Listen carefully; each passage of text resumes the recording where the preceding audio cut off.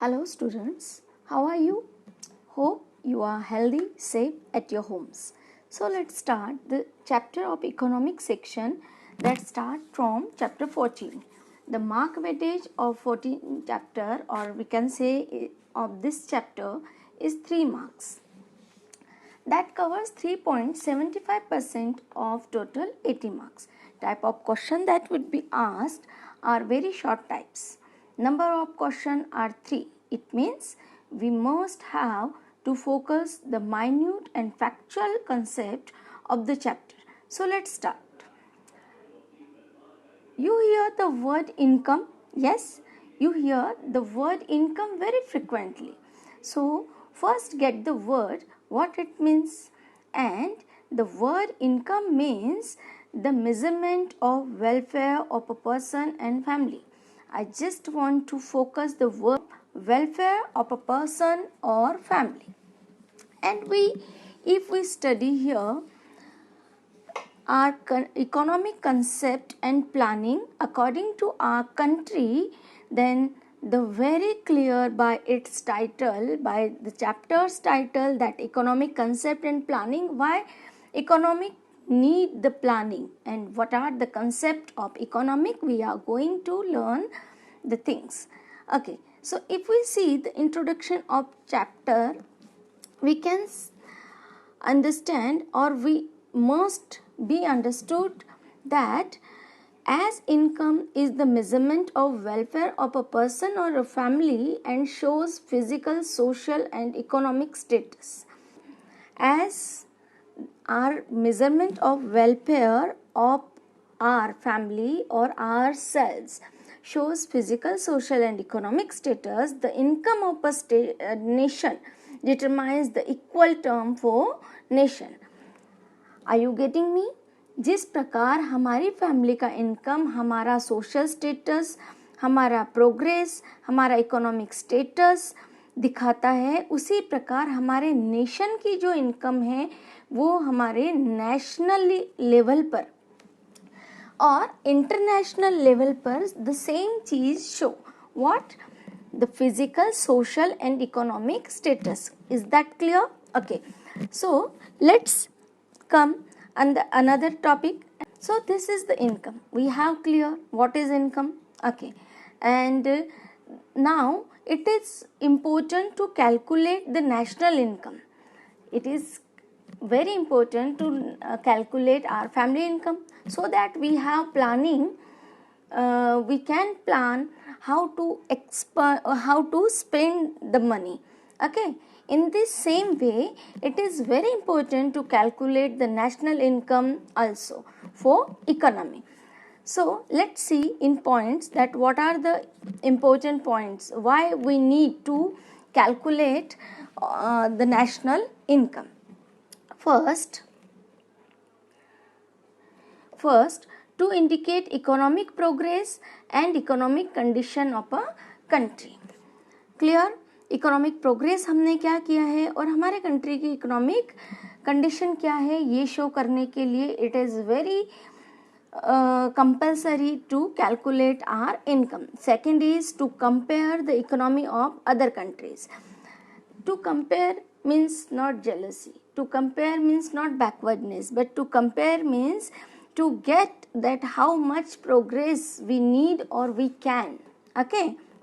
Then let's see the third point. Contribution of different sectors and their relative importance can be studied. Contribution of different sector. When we calculate the national income, we can calculate the contribution of different sectors of economy and their relative importance can be studied. As the things that contribute in economy much, we can focus to develop those sectors more. Okay. And the fourth one is future policies can be formed. By calculating the national income, we can make or we can frame or we can form the future policies very properly. Okay.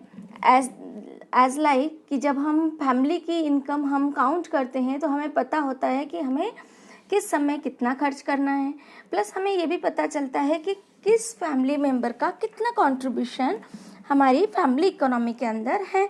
And the same in our view it is same to same apply on the economy of nation also. So let's see the national income. What is national income? Monetary value of all products and services during a particular period or in one financial year in a country. It means the value of all final product and services produced by the combined effort of all resources of a country. That is national income. Let's repeat monetary. What does mean by monetary? Monetary is related to money. Monetary is, what is monetary? Monetary is related to a particular period. We should consider a particular period, or we can say that is fiscal year or financial year. In a country means the value of all final product and services produced by the combined. We look at the okay. And so और क्या include होगा उसके अंदर? Efforts of all resources. सारे जो resources हैं, natural resources, human resources, इन सभी resources से के एफर्ट से जो ये चीज़ हमारे सामने आएगी, that is national income.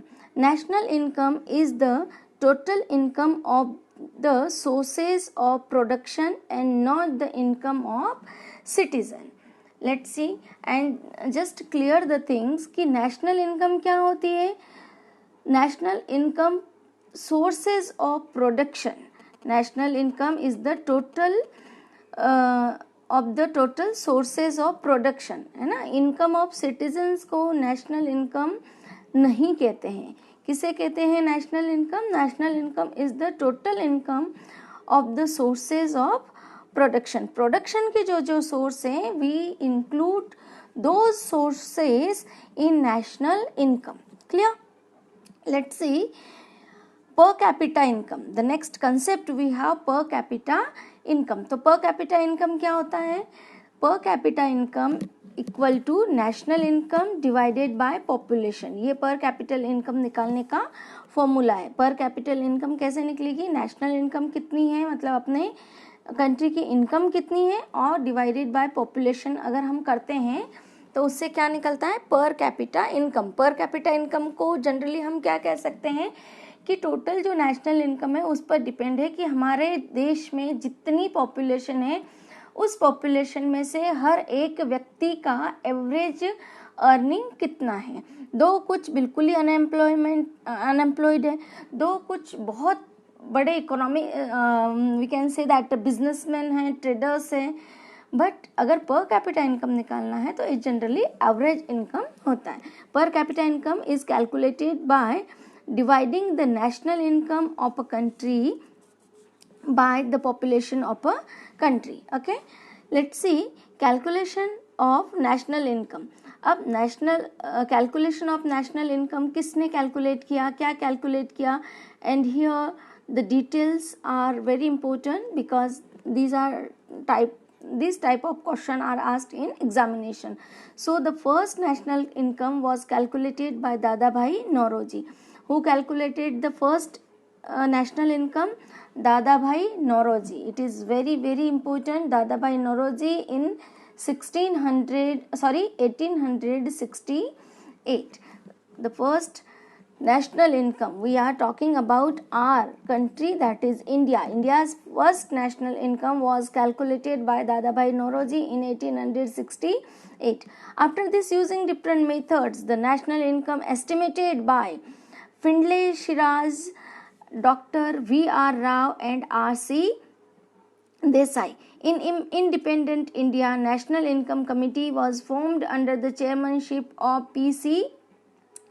Mahalanobis in August 1949. Independent India में एक नेशनल इनकम कमेटी फॉर्म करी गई जिनके चेयरमैन कौन थे? पी.सी. महालनोबिस. ठीक है, कब करी गई? ये अगस्त 1949 के अंदर. फर्स्ट नेशनल इनकम किसने इंक्लूड करी? दादाभाई नौरोजी इन 1868. correct. After this, using different method of national income estimated by दादा भाई नौरोजी के बाद जो Findlay Siraj, doctor VR. Rao और डॉक्टर आर.सी. देसाई, इन्होंने भी नेशनल इनकम कैलकुलेट करी, जो अलग अलग मेथड को इम्प्लीमेंट करते हुए करी. अगर हम इंडिपेंडेंट इंडिया की बात करते हैं तो इंडिपेंडेंट इंडिया में एक नेशनल इनकम कमेटी फॉर्म हुई जिसके चेयरमैन थे पी.सी. मेहलोनोबिस. कब हुई? अगस्त 1949 में हुई. Clear. The committee submitted first report इन 1951. ये जो 1949 में कमिटी गठित हुई, ये 1951 में इन्होंने अपनी पहली रिपोर्ट दी और सेकंड फाइनल रिपोर्ट दी इन्होंने 1955 में. Central statistical organization that is CSO. अगर डायरेक्ट CSO भी आता है तो भी हमें ये क्लियर होना चाहिए. Has been doing the work of calculating national income since 1955 and in this way 1955 से नेशनल इनकम कैलकुलेट करने का काम कौन कर रहा है? Central statistical organization that is CSO. Exam में डायरेक्ट पूछा जा सकता है what is CSO, then you have to no.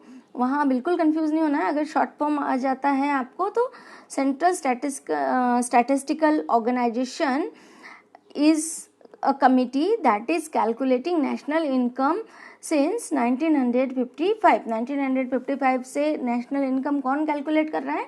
तो सेंट्रल स्टैटिस्टिकल ऑर्गेनाइजेशन कर रहा है, CSO. Is that clear? Okay, let's proceed. Gross domestic production. We hear GDP. So here is GDP. What is GDP? The sum of total monetary value of all the final goods and services produced within the domestic borders in the country during the financial year. देखो भारत का financial year कब से कब तक count होता है? 1st of April to 31st March. This is the financial year of India, है ना. जो हम जनरली नवरात्रा तो अलग अलग डेज पर आती है, तो डेट जनरली हमने ट्राई किया है कि हम भारतीय कैलेंडर के अकॉर्डिंग लें, बट इट डिपेंड्स ऑन तिथीज and not on the date. So we have fix the date that is 1st of April to 31st of March. ये जो है इंडिया का फिनेंशियल ईयर है. So let's see what is gross domestic product. The sum of total monetary value. We have learned that what is monetary. Monetary means related to money. तो sum it means the sum total, complete total जो है monetary values की, जो final goods, हमने पहले भी बात करी है कि हमें जो भी प्रोडक्शन है उसका क्या कंसीडर करना है? केवल फाइनल गुड्स. हमें जो भी बनाना है इससे आगे नहीं बनेगा. तो रॉ मटेरियल यूज करते करते when we reach up to the final production we should have to consider that. So the sum of total monetary value of all the final goods and the services produced within, कहाँ produced होना चाहिए? ये produced with in domestic border. अगर हम देश की domestic border की बात करते हैं तो पूरे भारत देश की बॉर्डर की बात करते हैं. हम अगर स्टेट की डोमेस्टिक बॉर्डर की बात करते हैं तो हम केवल राजस्थान के डोमेस्टिक बॉर्डर. डोमेस्टिक मतलब where we are living. Okay, so here we are just talking about country. So domestic borders are the borders of country. Is that clear? Okay. Domestic borders in the country during the financial year. We have seen what is financial year. So the definition is important and you have to learn that. What is gross domestic product? Let's repeat that. The sum of total of the monetary value of all the final goods and the services produced within the domestic borders in the country during the financial year. Now let's see the sectors of economy. Economy के sectors. So economic activities are divided into 3 different categories on the basis of some important criteria known as sector of economy. है ना. Sector of economy क्या है? केवल sector of economy की अगर definition हमें पूछे तो इकोनॉमिक एक्टिविटीज जो हैं वो 3 डिफरेंट कैटेगराइज में हम डिवाइड करते हैं, जिसका कुछ क्राइटेरिया हम कंसीडर करते हैं और उसी को हम सेक्टर ऑफ इकोनॉमी कहते हैं. तो पहले देखिए प्राइमरी सेक्टर, पहले नेम देख लेते हैं हम, primary sector, then secondary sector, then tertiary sectors. Okay, primary sectors को हम एग्रीकल्चर भी कहते हैं, agriculture allied sector. Now let's see what does mean by allied. Allied मतलब जनरली हम डिफाइन कर सकते हैं रिलेटेड। तो प्राइमरी सेक्टर में क्या आएगा, एग्रीकल्चर या एग्रीकल्चर से रिलेटेड जो चीज़ें होती है वो हम प्राइमरी सेक्टर्स में इंक्लूड करते हैं। Produce goods using natural resources direct form, in direct form. तो प्राइमरी सेक्टर्स में क्या होता है, प्राइमरी सेक्टर्स में डायरेक्ट नेचुरल जो रिसोर्सेज हैं उनका यूज़ किया जाता है। जैसे हम एग्रीकल्चर करते हैं तो एग्रीकल्चर में नेचुरल रिसोर्स क्या यूज़ हुआ, सॉइल हुई, वाटर हुआ, सनलाइट हुआ, है ना। तो ये नेचुरल रिसोर्सेज हमने यूज़ किया। तो नेचुरल रिसोर्सेज जैसे माइंस है, ये भी किस में आएगा, नेचुरल रिसोर्स में, माइनिंग जो होती है। ओके, डेयरी में भी क्या हो रहा है, जो डेयरी प्रोडक्ट हमें किससे मिलता है, एनिमल्स, उसका रिसोर्सेज होता है, और एनिमल रिसोर्स किसका हो गया, नेचुरल रिसोर्स हो गया। क्लियर। तो जो भी नेचुरल रिसोर्स यूज़ करके जो प्रोडक्शन होता है वो प्राइमरी सेक्टर में यूज़ होता है। एग्जाम्पल देखेंगे, dairy, mining, agriculture etcetera. Then हम सेकेंडरी सेक्टर के पास चलते हैं। ये थोड़ा सा राइटिंग में डिस्टर्बेंस हो गया है, आई थिंक ये जब फाइल सेंड हुई है तो no problem, you just listen me carefully, I will just define you. यहाँ पर जो नज़र आ रहा है वो थोड़ा सा डिस्टर्बटिव हो गया है।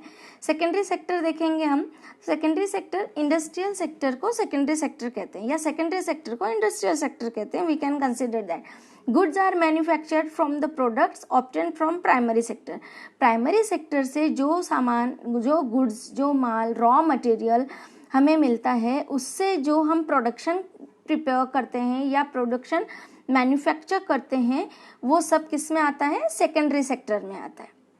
इसका एग्जांपल हम देखेंगे, टेक्सटाइल, शुगर फैक्ट्रीज, ब्रिक्स। देखिए टेक्सटाइल के लिए हमें क्या नीड है, टेक्सटाइल मतलब फैब्रिक, है ना, और फैब्रिक किससे बनेगा, नेचुरल रिसोर्स जो हमें मिलेगा, कॉटन, तो कॉटन से हम यहाँ पर फैब्रिक बनाएंगे। ओके, देन शुगर फैक्ट्रीज आया, तो जो शुगर केन है वो हमें कहाँ से मिलेगा, प्राइमरी सोर्सेज से, और शुगर फैक्ट्रीज किस में आ गई फिर, सेकेंडरी सोर्सेज में। अगर हम ब्रिक्स बना रहे हैं तो ब्रिक्स के लिए जो रॉ मटेरियल है क्ले, वो कहाँ से मिलेगा हमें, नेचुरल रिसोर्सेज से।